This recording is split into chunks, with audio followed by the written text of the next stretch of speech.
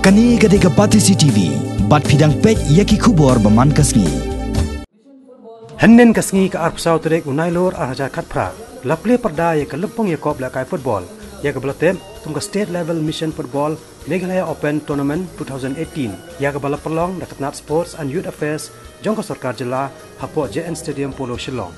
Laple ya ka Lympung ya kop dekat director jongka ni hikatnan ikong Matsiu Dor War Nongbri. Kabalalong ko kongsan hak jelang hak balai dan rekat ru deputy director jong kanek ketnan JR Marang assistant director Jaspar Marang ki district sports officer jong borok hatwait li ki district bat kiwe de hakani ka Sdang jong kanek Lympung kiladan hadu santli ki jilakai ko kentop ya southly hak under 15 kawai ki de ki jilakai juk shenrang hapen ka kanhon jong ka East Castle Hills kabala perem no ya ka kanhon na po East Garo Hills the Sun Gola no Hakawai pat kejekon kadai hapadang ka kanhon jong ka East Giant Hills District kabala peremno ya ka West Garo Hills the Laigo Lakawai.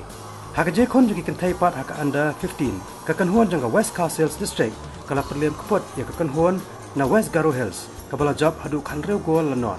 Sakawai pat kejekon jong ikentai haka under 15 kalong hapadang ka Southwest Castle Hills kabala perlem no ya ka North Garo Hills the Sun Gol lanot.